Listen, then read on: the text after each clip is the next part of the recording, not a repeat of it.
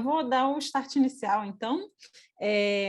Vou começar. Eu acho que eu e o Chico, a gente vai fazer aqui uma dobradinha e eu vou tentar fazer uma pergunta com uma parte mais direcionada para o Guarani e outra para a Branca, mas vocês fiquem muito à vontade para comentar o todo e como vocês acharem melhor. Guarani, a gente escuta muito que o mercado de carbono é um sistema de soma zero. É assim, uma frase que a gente escuta sendo repetida. Eu queria que você explicasse um pouquinho, né? Na sua fala tinha um pouco disso, mas o que as pessoas querem dizer com isso e se é possível evitar isso? E aí, para a Branca, mas Guarani fica à vontade para intervir, se for esse instrumento mesmo, como ele pode contribuir para os objetivos do Acordo de Paris, né, com as metas do Acordo de Paris, e você mencionou na sua fala, né, com a questão da ambição climática e como é que o instrumento de mercado contribui para esses objetivos. Oi, Estela, obrigado pela pergunta.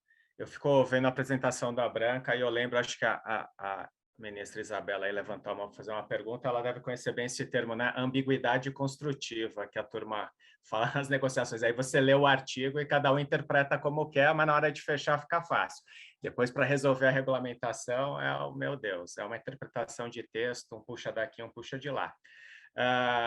E aí, né, quando a gente coloca, eu tentei fazer uma fala e a Branca traz mesmo essas perguntas e não tem resposta para tudo, né? Mas eu vou voltar para a sua porque as coisas, né? Eu falei muito mais para um recorte de política pública para buscar, não sei se eu fui ser mais didático, né? O funcionamento do instrumento de preço. E sua pergunta é justamente sobre isso, né? Então, vamos separar a sua pergunta. Se eu falar de um mercado regulado de emissões, não tem soma zero. Vamos dizer que ele vai ser... Eu estou falando se ele for cumprido à risca para a finalidade com que ele foi desenhado.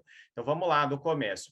Um mercado regulado como o californiano, como o europeu. Você vai pegar, eu vou dar exemplos, tá? Exemplos genéricos. Você pega o setor elétrico e o setor industrial. Pega esses agentes. Coloca para esses agentes, vou falar tudo hipoteticamente, que eles têm que reduzir 10% das suas emissões no final do período de compromisso deles. Então, eles têm esse teto. Eles têm que chegar... Se eles vão conseguir, é uma outra história, tá? Mas, para o que o instrumento foi desenhado, eles têm que chegar no final do período de compromisso, todo mundo junto, com 10% reduzido nesses setores. Ok? Não vale roubar de outro lugar e fazer a dupla contagem aqui, porque lembra que eu falei que 10% de crédito é usado aqui, não tudo, né?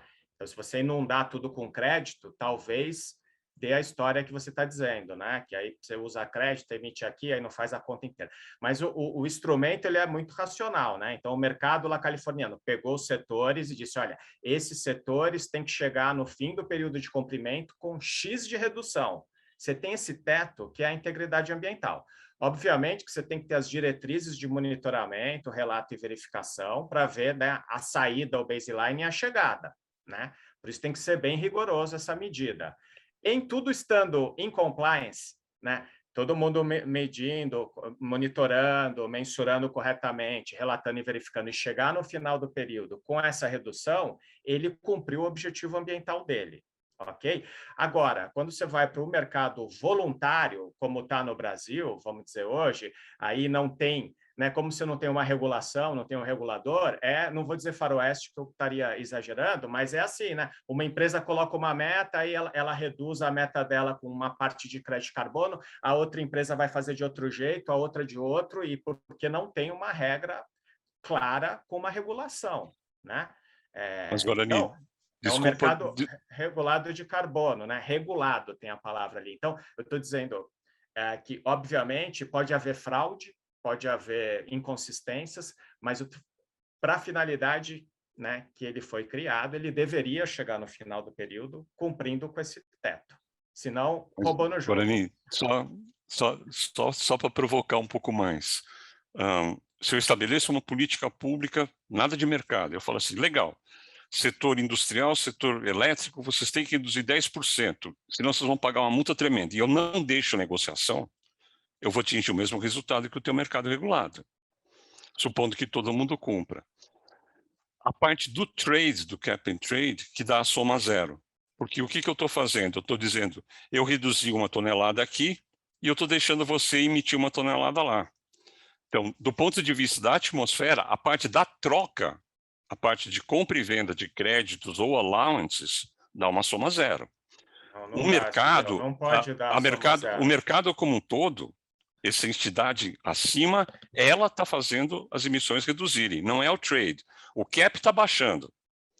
O trade, a soma tem que ser zero por definição. Não é zero, no regulado não. Você vai pegar os setores e vai reduzir 10% no global. Não deu zero, porque reduziu 10%, entendeu? Um reduziu... Sim, mas não tem... Peraí, deixa eu só responder. Para um conseguir cumprir, o outro tem que ter reduzido mais do que ele devia, porque é mais barato para ele, entendeu? E o outro compra. Esse é o racional. Não soma zero no final, não pode somar zero, senão a gente destrói toda a teoria sobre mercado de carbono. Não tem nessa. Então, eu só estou separando as duas coisas. O cap reduz, o trade é zero. Ah, tá, mas daí a emissão vai ser reduzida. Aí as licenças... Porque o que acontece? Você vai ter lá, sei lá, vamos dizer, fazer bem facinho, tem 2 players, né? Aí você vai dizer que esses players vão ter que reduzir de 10 toneladas para 8. O que eu vou fazer como regulador nesse mercado? Eu vou distribuir só 8 licenças, entendeu? Então você está certo aí, agora eu entendi. No trade, vai ter que ter 8 para todo mundo, mas você reduziu 2 toneladas, entendeu? Porque não pode... Se o cara aparecer com 10 no final, se um aparecer com 9, se um aparecer com... se eles aparecerem com 11, alguém vai estar com excedente na mão, e aí vai pegar a multa que você trouxe, entendeu? Mas... vamos dizer que para desenhar esse mercado, imagine a complexidade. Então, você tem que estar, né, submetido a regras de responsabilidade civil e criminal, né? Porque a gente já teve problema de fraude, está aprendendo a fazer. Então, assim, não é, vamos dizer, o instrumento que vai salvar o planeta, porque não tem bala de prata, né? Você tem que ter vários instrumentos. Como você disse, foi o cenário da PMR do Brasil, né? Você pega o setor, 2 setores, você pega os setores econômicos e fala que vai reduzir em 10% as emissões. Que nem você falou, comando e controle, não pode fazer trade. E aí você pega a mesma redução com o mercado ou com tributo. Tributo, gente, tem o mesmo... porque no Brasil não pode falar tributo, tá? Mas, em teoria, o tributo vai dar a mesma coisa que o mercado, tá? Pode criar o tributo também. Inclusive, tem muito pouca gente falando de tributo no Brasil, porque é uma palavra maldita. Mas, no final, ele flexibiliza também, mas não pode falar que tem alguns agentes que não deixam falar muito. Mas eu, como academia, eu falo, em teoria econômica, nos livros econômicos, tributo e mercado dão o mesmo resultado econômico. De custo-efetividade também. É que ninguém gosta de tributo, você pode criar flexibilidade também em tributo e pode usar valores para usar em outros tipos de política. Agora, se você fizer o comando e controle e falar esses setores que não é desmatamento ilegal, aí desmatamento ilegal é com porrete, a Isabela fala melhor que eu, é com INPE, IBAMA e Polícia Federal. Eu estou falando de atividade ilícita aqui, tá? De atividade que tem CNPJ, tudo isso. Se você obrigar eles sem flexibilidade nenhuma, né, em teoria, o cenário com flexibilidade, que é o tributo ao mercado, vai ser mais barato reduzir. Porque, como eu disse, né, os agentes vão procurar onde é mais barato primeiro, entendeu? Não sei se eu fui claro também, mas vou abrir aí para as outras. Eu acho que é o seguinte, você perguntou sobre como é que o mercado vai contribuir para a ambição. Eu acho que a pergunta de antes foi ótima para esclarecer isso. Uma coisa é redução em volume, eu vou simplificar, fingindo que as NDCs são todas, em termos de redução de emissões e toneladas de CO2 equivalentes, tá? Então, é o que o Guarani falou no começo. Eu posso, na hora que eu estabeleço o teto está estabelecido, né? Agora, como eu vou conseguir, como eu vou viabilizar isso? A princípio, o uso de instrumentos econômicos é mais do que bem-vindo.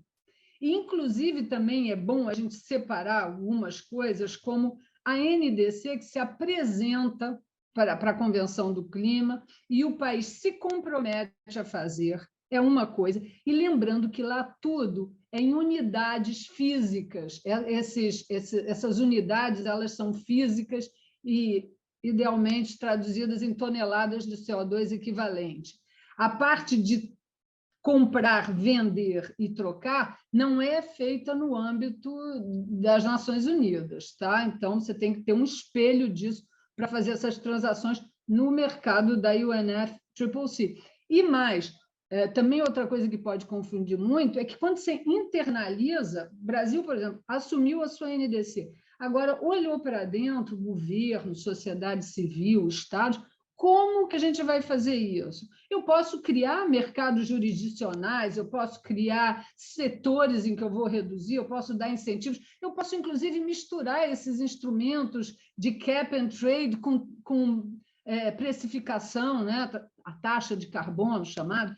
Então, internamente, a coisa fica muito mais complexa, e aí gostaria muito de ouvir a Isabela falar sobre isso, como é que ela vê hoje que instrumentos mais eficientes ou a governança disso para o Brasil, porque às vezes eu acho muito pobre o discurso que se tem sobre a NDC do Brasil e a vontade de amarrar ela muito detalhada num compromisso externo, quando a gente precisa internamente de flexibilidade para usar isso da forma, por um lado, de tornar essas reduções mais baratas, do outro lado, para incentivar determinadas áreas da economia de baixo carbono, enfim, tem muitos instrumentos para isso. O que a gente está falando, então, e só para finalizar, eu acho que instrumentos, sim, ajudam a atingir a ambição de forma mais barata. Ele, por si só, não vai, vou reduzir mais. Não. Você tem que ter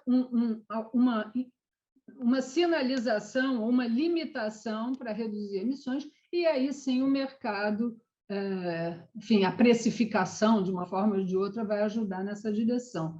Claro, seguindo todas as ressalvas de transparência, para que sejam reais e verificáveis, e não espuma, tá?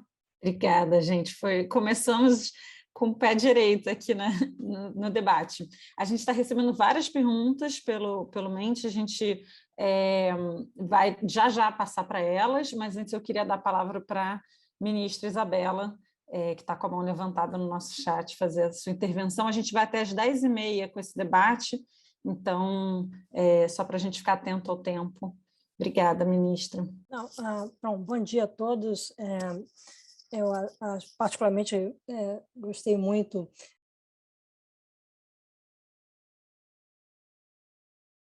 porque significa que a gente não sabe muito como é que as coisas vão acontecer, mas elas vão acontecer. Esse é o primeiro ponto, e eu acho que tem aqui, eu faria duas perguntas, uma para o Guarani, olhando a perspectiva de um país feito o Brasil, que é economy-wide, mas é uma economia emergente, tá? O que você acha que não pode aparecer na regulação do mercado regulado?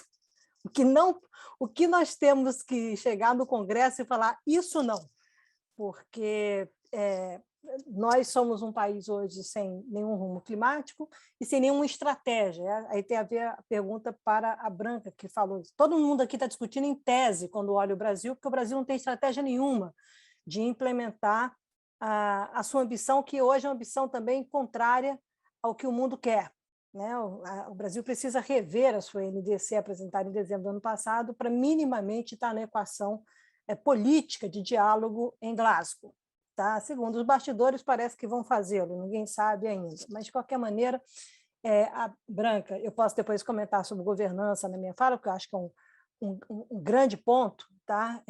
Que a turma ainda não mergulhou para responder, não só globalmente, mas o impacto dessa nova governança climática que vem do livro de regras da implementação de Paris, e o teste que eu digo, o período probatório que vai marcar 2021, que seria 2020 a 2025.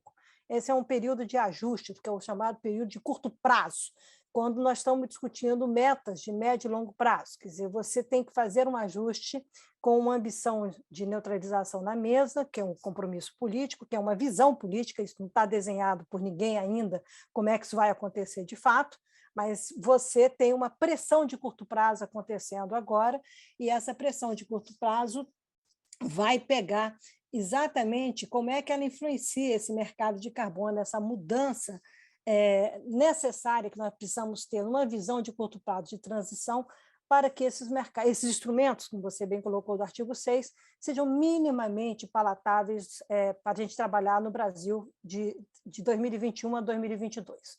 Por que eu estou dizendo isso? Porque você tem uma decisão em Glasgow que deve acontecer, independentemente do Brasil, vou logo avisando, tá?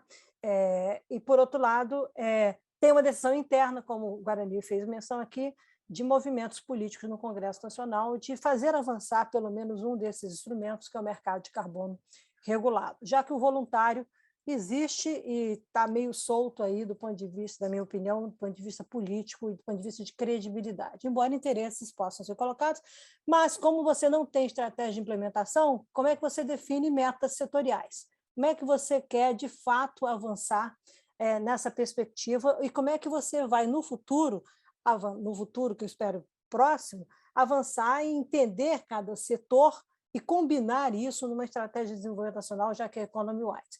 O atual governo rejeita o economy wise. Ele acha que tem que ser business as usual.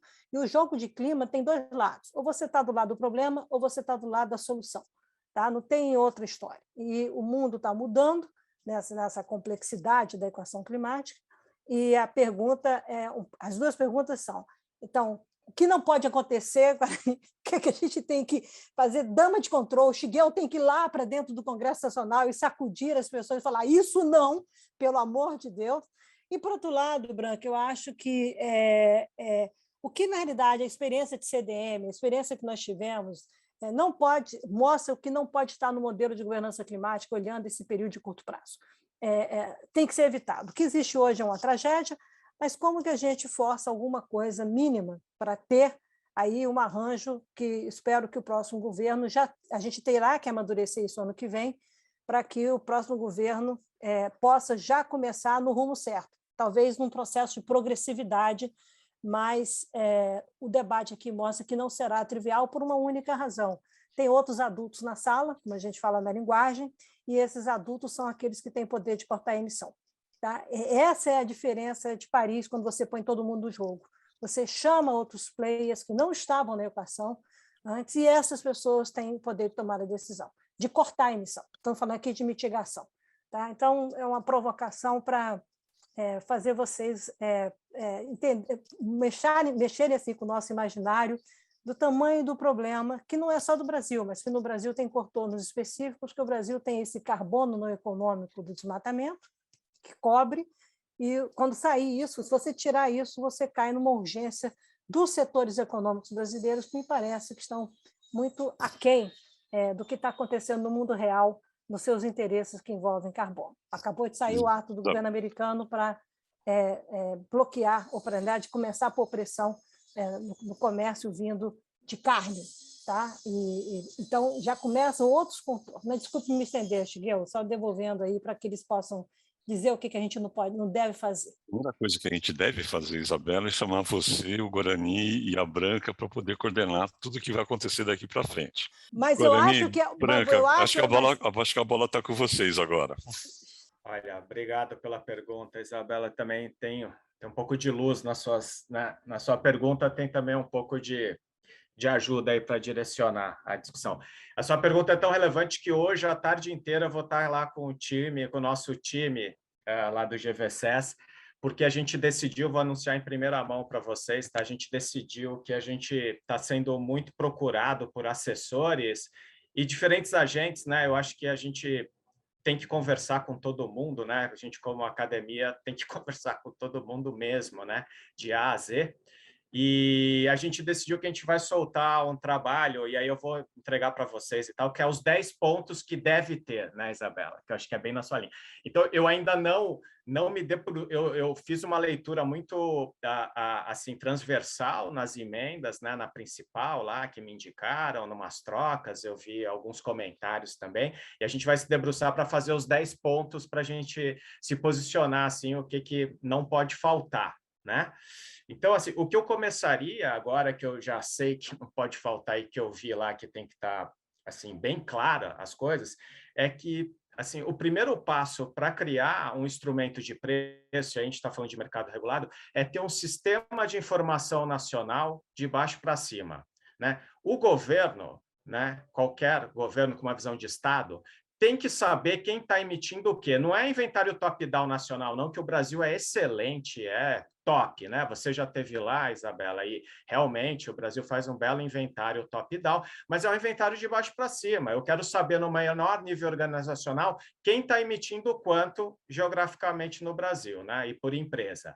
E isso, né, é extremamente importante, que vai dar o nosso baseline para ter integridade, né? Como eu estava discutindo ali com o Shigeo, com as provocações boas que o Shigeo trouxe, né? Um ponto para ter credibilidade, que eu cumpra lá e tenha integridade ambiental, é que eu tenha, né, consiga aferir com credibilidade, né, e tenha alguma transparência, quem emite quando, quanto, como e onde, né? Isso não tem no Brasil hoje, né? Não tem. Hoje, essas associações setoriais detêm um pouco essas informações, né? E a gente não tem. Eu sei que tem questões confidenciais, que aí vai se trabalhar, não precisa abrir tudo, mas o governo, o regulador, tem que enxergar isso com clareza para poder desenhar muito bem esse instrumento, que vai depender dessa informação para chegar. E outra coisa que deveria, e aí é mais para regulamentação, não para estar no marco legal, é que a gente tem que olhar para as iniciativas como Europa, Califórnia e China, né? E desenhar o nosso sistema de monitoramento, relato e verificação de forma, tá? Eu vou falar uns palavrões agora aqui, como a Isabela falou, a gente confunde também, fica falando uma sopa de letras, né? A gente conseguir aferir as toneladas de carbono por setor da forma, né, mais equivalente com esses mercados, para que a gente crie, gente, um palavrão aqui, algo fungível, uma tonelada fungível. O que é fungível? Uma tonelada medida no Brasil, tá? Eu vou usar um setor aleatoriamente, no cimento, no alumínio, na siderúrgica, é igual à mesma regra que está sendo, né, mensurada na Europa, na Califórnia, na China. Por quê? Porque, né, o Brasil fala muito de oportunidade, a Califórnia se ligou com o Quebec, que é o linking, né, que é o Acordo de Paris até lá, a turma de Harvard, lá, o Stavins, e a turma sempre advogou muito para ter essa possibilidade de integração entre sistemas. Então, a Califórnia é um exemplo, ela ligou o sistema de mercado de carbono regulado com o sistema de Quebec.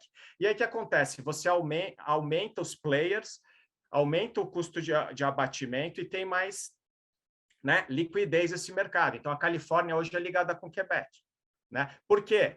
Porque a tonelada é fungível. Uma tonelada medida na Califórnia é igual a uma tonelada medida em Quebec. Então, eu destacaria agora, aqui tem muito mais coisa para dizer, mas nesse curto, para a gente olhar com muito carinho na criação de um sistema de informação regulado nacional, né, com regras de mensuração, relato e verificação com integridade ambiental, que é uma palavra que tem que estar também, né, que a gente busca essa integridade. Então, tem que ser algo com, né, que passe credibilidade, porque uma tonelada, gente, vai valer $3, $5, é dinheiro. Se medir errado, né, alguém está ganhando incorretamente esse valor. Então, eu estou colocando agora onde eu já olhei e sei que isso é muito importante, né?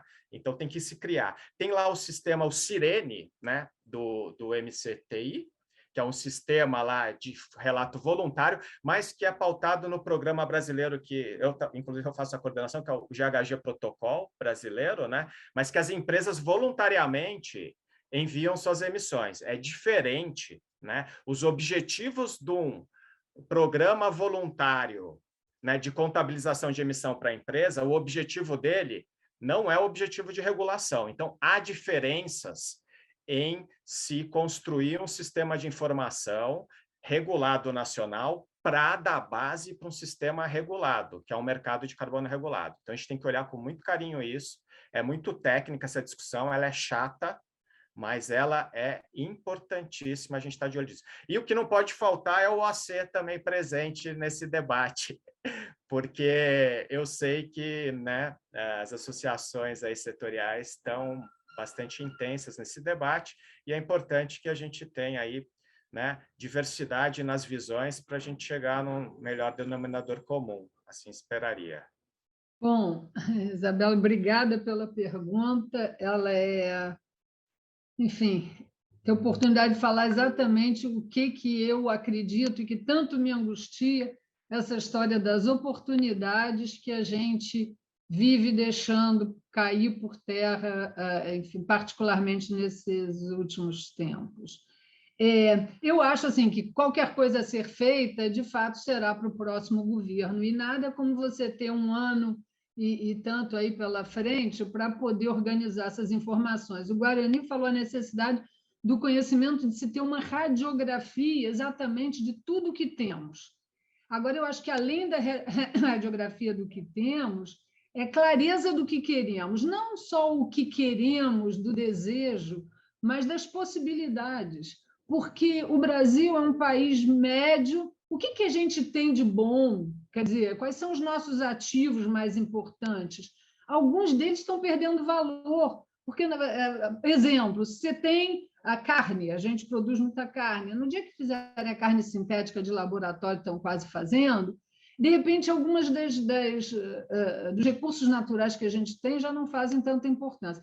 Então, a gente sempre foi reconhecido, olha, a gente tem matriz energética farta e variada, nós temos muita terra, nós temos um lapso terrível em educação, terrível, terrível, terrível. A gente nunca vai conseguir ter alguma autonomia do nosso destino se a gente não resolver esse problema da educação.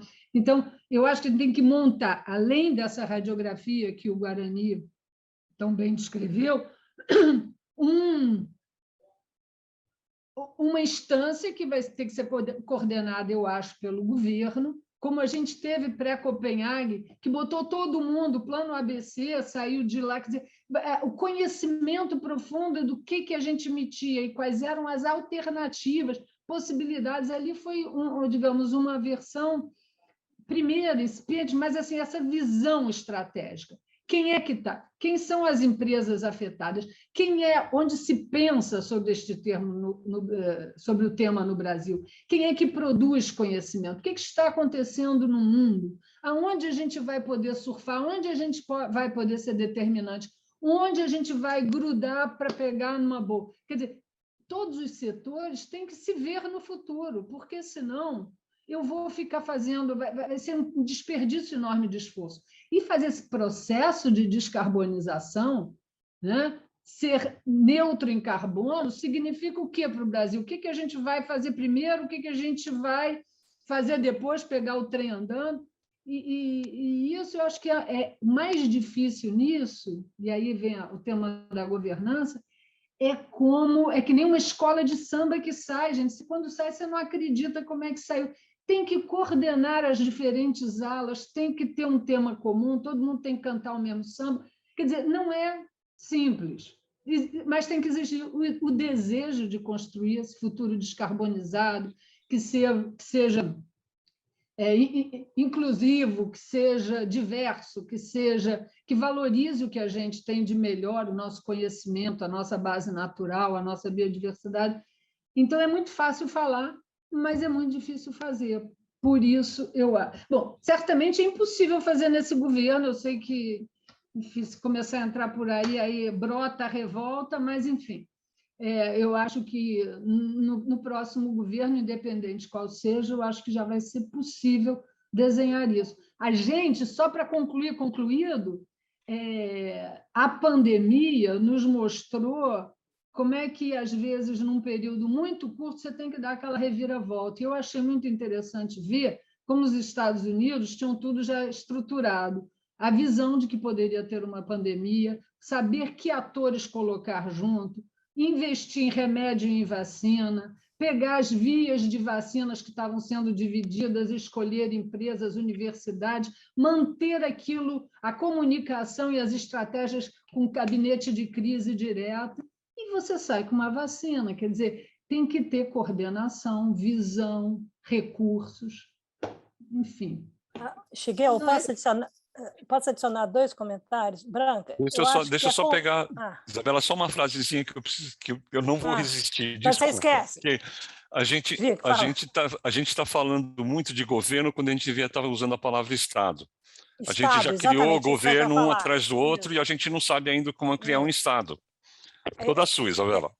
Então, Não, vamos falar só isso. Justamente o que os Estados Unidos tinha era Estado, porque o Trump era governo. E, e apesar do Trump, eles botaram um negócio que estava no eixo. Eu acho que tem 3 discussões. Primeiro, assim, uma sugestão para o Guarani. Numa boa, Guarani, na minha prática, na minha experiência de lidar com o Congresso Nacional, eu acho que o Congresso hoje é muito pior do que eu lidei antes.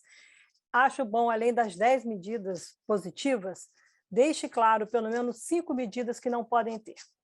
Tá? Na política, quando você discute politics, tá? O cara pode entender ele entende o que tem que ter, mas ele sempre vai querer empurrar o seu interesse de curto prazo. E esse interesse de curto prazo, muitas vezes, define espaços que não podem ter, tá? Ou encerram espaços que, na realidade, limitam a ambição de onde a gente pode ir, ou limitam o futuro, que é típico do Congresso, né? Nessa disputa mais conservadora do processo político. Então, uma dica para você: publique as 10 medidas saudáveis, importantes, mas tenha no bolso e pactue nas conversas, pactue, tá? Na hora que você for conversar com o seu poder de influência, pactue com 3 ou 4 ou 5 lideranças, que cada uma tem um argumento que não pode ter, porque são essas pessoas que vão travar. Tá? São essas pessoas que vão provocar a divisão do debate para evitar esses interesses de curto prazo. Dica de quem mexe com isso, mexeu com isso aqui e mexe muito lá fora.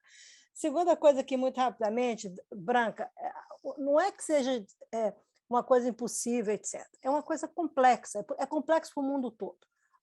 A questão, a governança climática, a questão não é a governança climática, é a governança de crises globais. Tá? Quem quiser ter interesse, é um relatório super interessante agora do PNUD, falando, viu, Shigeo, do Steiner com a Mazzucato, com a Mariana Mazzucato, mostrando exatamente a experiência da Covid-19, da pandemia global, e os arranjos, na verdade, a demanda, a necessidade de dinamizar nos estados em desenvolvimento exatamente as suas capacidades nacionais para lidarem com crises globais. A questão da Covid, é super interessante ler esse relatório. Tá? Estava conversando com a Mariana semana passada, e eu acho assim, que tem assim, alguns ensinamentos que a gente cabe plenamente para um aprendizado de governança climática. Tá? E o meu último comentário aqui. Independentemente do Estado, tá? Governos e Estado, instituições, porque nós estamos falando do Estado, falando das instituições. Eu acho que a sociedade brasileira está indo para nós aqui estamos indo para um patamar de amadurecimento político que pouco se tem no mundo, quer pelo acirramento com tudo que está acontecendo aqui, quer pelo nosso engajamento na agenda propriamente dita. Então, parte dessa discussão, para mim, não tem que esperar o próximo governo, parte dessa discussão tem que ser amadurecida entre nós, ano que vem, pós-COP26. Nós temos que, na realidade, ter uma melhor compreensão de como é que isso vem para dentro do Brasil, nas nossas realidades, e como é que a gente quer equacionar a construção de instrumentos, como o Guarani colocou aqui, desse sistema de formação bottom-up. Isso é um exemplo claro de como é que a gente ambiciona, como é que isso pode ser negociado, e isso, para mim, tem a ver com uma coisa extremamente importante da equação climática, que é a inclusão política no debate climático e nas soluções climáticas. Então, governo, instituições vêm depois, ou nós vamos ter que lidar com isso mais à frente, mas esse amadurecimento político nosso, de sociedade, que me parece num outro patamar, nós vamos chegar na COP26, com nenhum outro país tem uma sociedade como a do Brasil, que vai lidar com a maturidade que está lidando, inclusive com os instrumentos de clima, nós temos que ter um amadurecimento aqui, um trabalho muito duro ano que vem, viu, Estela? De todo mundo aqui entender por onde que nós vamos, o que nós queremos desse país em relação ao clima e já nos prepararmos e demandarmos isso a partir de 2022. Minha dica, mais uma dica para não esperar muito, porque não tem tempo. E eu concordo, alguém sugeriu aqui, talvez seja uma COP nacional, eu não sei como é que a gente pode abrir espaços que anualmente a gente estaria refletindo isso que acontece lá fora, aqui dentro, tá? E, de fato, mobilizando a sociedade, mobilizando os setores econômicos para uma compreensão. Eu gosto dessa ideia da gente trazer o mundo para cá e aqui discutirmos com uma visão mais ampla como isso se aplica ao Brasil e como é que o Brasil devolve isso ao mundo, e não ficar esperando só os encontros internacionais. Eu acho que pode ser uma provocação super interessante da gente fazer avançar na governança climática. Obrigada. Obrigado aí pela dica. Eu acho, assim, eu gostei muito da sua provocação, porque quando vai chegando a COP também, a gente vai lembrando que a gente tem que tem que ter mais reuniões para conversar a posição do Estado brasileiro, né? E sempre que a gente passa a COP ou antes, a gente lembra que a gente tem que fazer isso. Eu só queria reiterar a importância disso e me colocar à disposição do observatório, que eu acho que a gente devia ter mais uma cultura de se reunir mais vezes para falar da agenda de clima e não ficar só esperando, né, agendas de COP, abrir nossas agendas de oportunidade de discussão. Certamente, certamente. Obrigada, Guarani. Obrigada, Isabela, por essa batalha e todos esses esforços. Eu queria pedir para as meninas da Entre Meios abrirem um pouquinho a mente para vocês verem como que esse debate também está vivo, né? Com as pessoas da formação, com todo mundo que está participando. A gente tem recebido muitas perguntas, então aqui tem alguns temas que eu acho que seria super relevante a gente abordar, se o artigo 6 está focado, se o artigo 6 está focado em mitigação, se tem algum debate ocorrendo focado em adaptação, sobre a posição brasileira, né, que agora o Guarani estava falando, para a gente lembrar, né, das posições brasileiras. Por que o Brasil quer tanto carregar os créditos de MDL? Quais são os atores por trás disso? Se isso ainda se mantém agora nesse governo ou não, já que a China não está forçando tanto esse carregamento, que é quem tinha mais MDL, como que é essa questão? Tinha uma outra pergunta sobre ND6, meninas, se vocês puderem localizar. Obrigada. Se nesse mecanismo de transação seria importante, Branca, você falou na sua fala, né, você mencionou sobre esses alinhamentos e a importância de ter uma uniformidade nas ND6, então aqui a proposta seria de um critério inicial a que todos os países tivessem metas absolutas e estabelecidas nas suas ND6.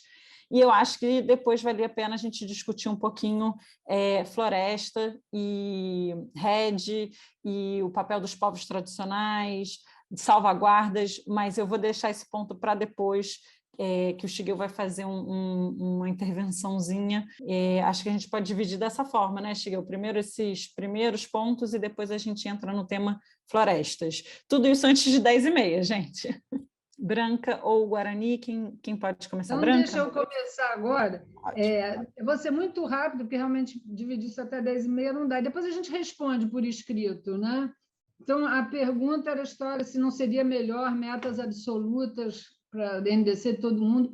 Sim, e esse é o objetivo que os países devem perseguir, mas, como todos sabem, a NDC ela é de baixo para cima, cada país diz o que pode fazer, que contribuição ele vai apresentar. E aí vem já a emenda com a questão da adaptação, tem o artigo particular sobre adaptação, tem o fundo de adaptação, tem medidas, estratégias de adaptação, mas também existe um acoplamento, uma tentativa de acoplar, porque essas contribuições nacionalmente determinadas, elas não são só a mitigação. A gente centrou aqui a discussão, porque é mecanismo de mercado, porque a gente tem essa visão mais centrada na questão da mitigação. Então, é isso que eu queria falar. Existe o artigo, qual é mesmo? 6, eu já confundo tudo, mas, enfim, de adaptação, existem... Agora, tem que ser, inclusive, quando está falando share of proceeds, você tem parte dos recursos de mitigação que seriam aplicados em adaptação, dos interesses do CR de migrar. Eu também tenho que entender, assim, eu acho que existem interesses, eu não estou no governo, estou muito longe do governo, aliás, então eu não tenho nenhuma intimidade, nem conheço particularmente posições que estão sendo negociadas por parte do Brasil. Mas, no geral, existe o que eu levantei aqui seriam preocupações legítimas do ponto de vista de uma se o trabalho fosse puramente técnico, de você pensar. É claro que forma que você migra, você reduz a ambição, então teria que ter uma ambição para medir, né? Para dosar, teria uma dosimetria que não existe, né? Ela é na base da empurrar. Então, seria isso, mas também tem que entender que existem várias coisas na negociação que são as famosas moedas de troca. Você se atém a um tema para depois abrir mão, você abre mão na gordura e não na carne. Essa transição ela está restrita, como a Isabela falou, mesmo nas propostas a anos iniciais, a unidades que seriam geradas depois de 20, em projetos provados anteriormente. Enfim, aí entram em questões técnicas, muito técnicas, não vale a pena aqui a gente discutir. Mas tem também a moeda de troca, né, que nem falou, e tem a história de que nada está acordado enquanto tudo está acordado. Então, também coisas que a gente está dando por certo podem cair lá na frente. Então, eu acho que a Isabela está certíssima, é esperar a conclusão de Glasgow, porque também gastar tanto nosso esforço, entender todas as opções é interessante, mas o que interessa é o que vai sair depois, ver o que tem de firme ali, o que pega, o que não pega, que também tem isso, né? Às vezes, na negociação, você está muito preocupado com determinados aspectos e depois, tempos depois, você vê que aquele ali, na MDL, tinha várias preocupações gravíssimas sobre unidades que depois a gente verificou que não era tão importante, que outras coisas teriam sido mais importantes, a gente não prestou atenção, enfim. Então, é isso. Eu vou responder por chat, por e-mail, tá? Tem bastante coisa ali. Acho que a Branca tinha bastante pergunta sobre o artigo 6 ali, né?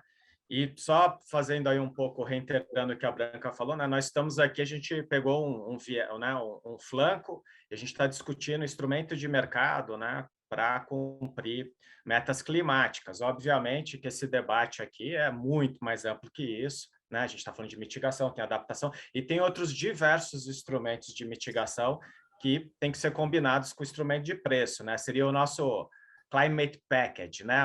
Qual que é o nosso pacote de clima, né? Para os próximos anos, que eu acho que isso que a gente poderia ser uma agenda de discussão, né?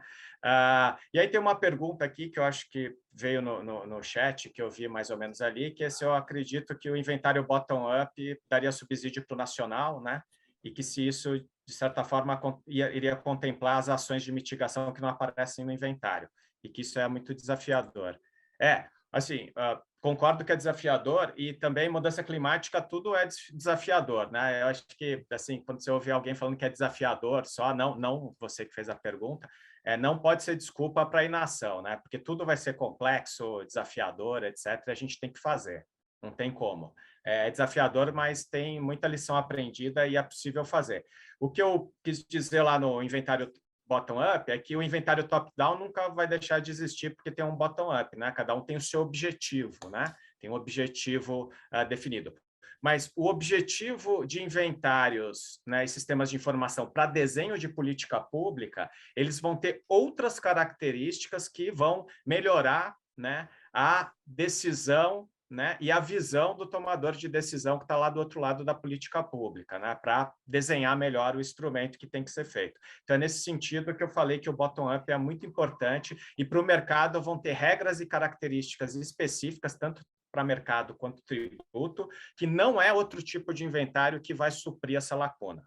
Senão a gente estaria jogando aí de uma forma que a gente já aprendeu. A Europa, lá na primeira vez, que foi o pioneiro, né, fez lá os inventários de uma forma não tão rigorosa, e aí dá excesso de licença ou dá menos, e aí dá um problema gigantesco no mercado, né? Ou no instrumento de preço que vai ser criado. Então, essa lição aprendida já está aprendida, né? Quem vem depois, acho que não precisa cometer o mesmo tipo de erro. Foi nesse sentido que eu destaquei essa importância. Não, eu acho só um ponto na sua fala, Guanini. Isso vale para quem lida com a agenda de clima de verdade. De fato, os europeus assumiram isso, eu tenho certeza que o Viola deve ter comentado isso na aula dele, assumiram essa questão climática, a questão da sustentabilidade, como um valor político, geopolítico deles nessa reorganização do mundo. Os americanos, pela sociedade, pelas instituições, também, a ponto que lidaram com o Trump, né? E as instituições fizeram o enfrentamento. A China, na sua civilização ecológica, na revisão da civilização ecológica do Xi Jinping, eles também estão tratando disso como uma ameaça. Eles lidam com o risco climático como algo, de fato, do século XXI. O Brasil, não. O Brasil tem ideias de que pode adiar, o desmatamento deixa crescer, que é uma gordura que a gente pode cortar depois, e vê mercado para alguns ganharem dinheiro, e não para soluções de desenvolvimento para lidar no mundo cujo risco de carbono é uma realidade, cuja vulnerabilidade climática cada vez mais será uma realidade. Então, isso, de fato, cria uma situação, não é só o Brasil, alguns outros países, mas o Brasil particularmente, porque ele mudou esse entendimento. As discussões são muito enviesadas. Então, o climate package que você fala, com muita propriedade, é algo que é função de como que uma sociedade quer, de suas instituições, né? Como é que nós queremos lidar da ciência ao setor privado. A equação de Paris, Branca, que é uma equação complexa, porque é fazer todo mundo vir para dentro de um acordo, tá? Porque antes era a história das responsabilidades comuns, porém diferenciadas, aliás, revista ontem com o documento publicado sobre as emissões históricas, considerando land use, não só energia, e o Brasil está lá em 4º lugar, mostra que você, ao convencer todo mundo a ser parte de um acordo, você mudou a mentalidade política sobre isso, e você agora precisa convencer as pessoas a ter pathways convergentes, tá? Que possam, de fato, que é a tal da progressividade do artigo 4 das NDCs. Então, eu acho que é um primeiro ciclo que vai exigir muito de uma governança internacional, tá? Que está abalada com a questão da pandemia, e, por outro lado, para mim, vai exigir muito da governança da sociedade civil, tá? E do setor empresarial, porque está todo mundo embarcando, para sair do fatalismo climático e, de fato, com pragmatismo climático. Lidar com isso como um ativo político, geopolítico, econômico, social, enfim, que marca a nossa vida nesse século XXI. Duas coisas vão estar no século XXI, a era climática e a era da inovação. E o mundo debate isso numa parte do mundo democrático, uma parte do mundo autocrático. É fascinante, né? Como é que você queira vir por aí fazendo todo mundo alinhar, tá? E isso não significar passar boiada, isso significar você construir soluções mais robustas neste século e lidar de migrações a desigualdades. É impressionante, não é uma equação trivial, mas eu ouso dizer que toda a questão climática ela está dentro ela encontra o mundo da geopolítica internacional, da nova geopolítica, e ela estará cada vez mais presente. E observem os movimentos do G20 e os novos movimentos da governança internacional, trazendo a ONU, trazendo o G20 para espaços próprios de interlocução multilateral, novos espaços junto com o mundo financeiro. Estou anunciando aqui coisas novas que vêm por aí, como a repactuação social global, como a repactuação de direitos humanos globalmente. Isso são summits que vão acontecer, mexendo nessas equações. Então, novamente, o Brasil tem a chance de, a gente, como sociedade brasileira, tem a chance de juntar ou ter uma coordenação, uma convergência das populações internacionais, dos direitos ambientais, dos direitos climáticos, como é que isso entra, por exemplo, dentro da agenda de direitos humanos. E são coisas novas do mundo, eu acho bom a gente prestar atenção. Existe uma tecnicidade da Acordo de Paris que é chatérrima, tá? Mas aqui ninguém conhece nem os brackets do Brasil. Então, para mim, às vezes, é waste of time, entendeu? Porque a gente não sabe o que esse povo está pensando. A gente só sabe que não serve, né? Ganha o fósforo do dia. A gente fica desesperado, é diferente antes que eu queria se influenciar.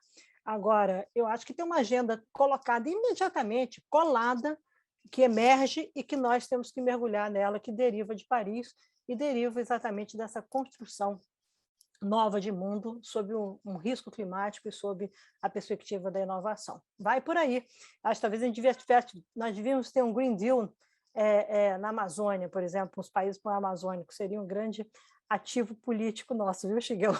Ou um Green Deal na América do Sul, pela sociedade, para permitir um Green Global South aqui do oeste, do sudeste, sudoeste do mundo, com o lado oriental, entendendo melhor por exemplo, o que está acontecendo hoje, a desorganização das cadeias produtivas no mundo, tá? Das commodities, está tudo flow, entendeu? Todo mundo assim, o que está acontecendo? E acho bom a gente começar a mergulhar nesses temas. Isso é fascinante, Guarani, para você fazer seus númerozinhos, seus raciocínios econômicos. Obrigada. Isabela, eu não podia concordar mais com você. O Brasil tem uma situação única no mundo por causa dessa pequeno bosque que a gente tem lá na Amazônia. A provocação que eu queria fazer para a Branca era exatamente em função da parte florestal, que foi o último pedaço do MDL que acabou entrando. A pergunta que um monte de gente faz, eu vou resumir de uma maneira muito simples, é assim: cabe floresta? Cabe RED dentro do artigo 6? Olha, eu teria uma resposta bem rápida, tipo, não sei. Ou eu posso tentar dizer que conservação eu acho que não, que cabe em RED, plus, eu acho que se a nossa NDC é economy-wide e a gente contabiliza emissões Eu acho o seguinte, se as emissões são economy-wide, eu acho que cabe. Se está tudo contabilizado no inventário, eu acho que cabe sim, cabe qualquer coisa que esteja... Assim, eu estou falando do ponto de vista da contabilidade, entendeu? Agora, é claro que isso tudo esbarra na minha... na intenção que eu tenho ao colocar o NDC. Porque se ele está frouxo, então, eu acho que não cria... pode vir a criar um incentivo perverso. Por mais que tenha o mecanismo de catraca, que não deixa voltar atrás.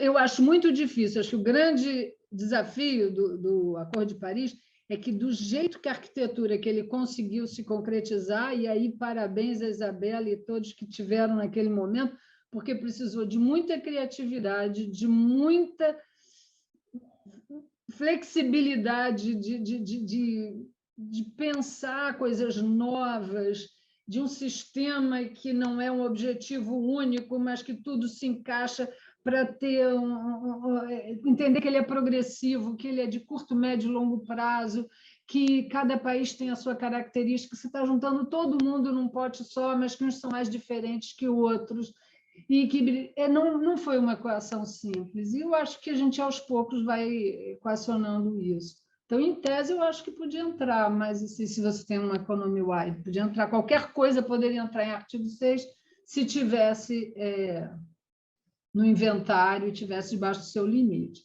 Mas, assim, eu vou voltar para a minha resposta anterior, eu não sei. Então, eu vou fazer uma outra pergunta para você, porque você levantou a bola. O que do MDL você não levaria para o MDS?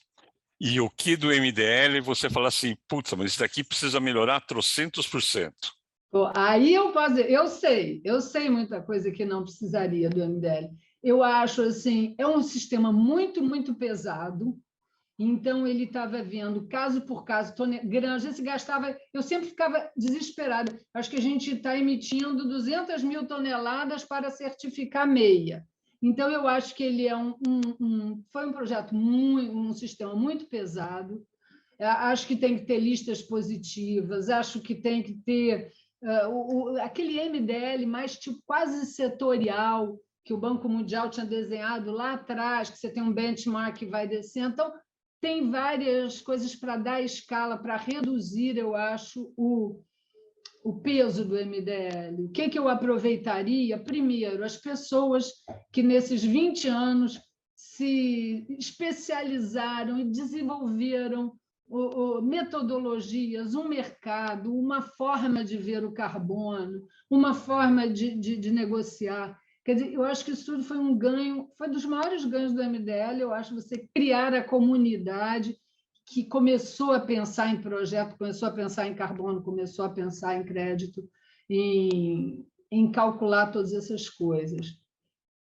Mas tudo isso precisa ser muito, muito melhorado, entendeu? Acho que as metodologias têm desenvolvimento de coisas extraordinárias, e claro que sempre carregadas em aspectos que a gente tem, ao olhar essas metodologias, tem que prestar atenção, porque eles estavam muito focados em determinar a adicionalidade, que talvez agora não seja tão relevante, então vai limpar isso tudo, vai simplificar muito, mas a gente conseguiu identificar que tipo, olha, projetos que podem reduzir emissões, isso que tem interesse empresarial, tal. Enfim, não sei se respondi. Respondeu maravilhosamente bem, Branca, porque acho que essa é uma das angústias, né? A gente falou aqui várias vezes das lições aprendidas, e a gente tem que se certificar que a gente vai realmente colocar no papel essas lições aprendidas, não repetir os mesmos erros. Infelizmente, a gente vai ter que... Desculpa só completar, porque uma lição muito importante, observar os incentivos perversos. Esses são terríveis. Conseguir identificar isso é muito importante, tá? Tá ótimo. E seria ótimo depois te ouvir um pouquinho mais sobre esses incentivos perversos. Você mencionou a questão da legislação, que, enfim, realmente é desesperador você não avançar numa legislação para não romper com a adicionalidade dos projetos. Foi bastante interessante te ouvir, seria ótimo ouvir tanto você quanto o Guarani mais um pouquinho. A gente não conseguiu responder todas as perguntas que foram feitas, já era esperado, mas o número realmente foi bastante grande. Queria saber se vocês topam mandar uns áudios, umas respostas para a gente depois compartilhar com o grupo da formação. A gente encaminha para vocês. Shigeo, quer complementar, falar alguma coisa? Eu com certeza estou saindo com mais dúvidas do que eu entrei. Queria continuar aqui o papo até tarde para poder dar conta de tudo que foi falado e que seria interessante a gente pensar e aprofundar. Obrigado, gente. Muito obrigado pelo convite aí. Estela, Mariana, o Márcio, o Cláudio, Isabela, Branca aí, Shigeo, obrigado pelo debate. Eu saí com dúvida, mas a gente sempre aprende um pouquinho nas discussões. Então, foi muito bom, contem comigo aí para as próximas. Guarani, eu posso te pedir um favor? Sim.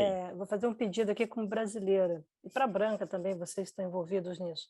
Por favor, toda vez que alguém falar que isso traz bilhões para o Brasil, tira isso de cena, porque isso não é mercado de carbono. Tá? O mercado de carbono existe com o propósito de mitigação. Então, diz que isso, de fato, vai reduzir, a busca de mercado de carbono é para mitigar o risco climático no Brasil e permitir uma vida melhor. E não essa ideia de bilhões, porque isso é para quem quer ganhar dinheiro e não está nem aí para o carbono. Tá? Porque quem fala isso convive com desmatamento, convive com pobreza, com desigualdade, não está nem aí, tá? E gosta de paraíso fiscal.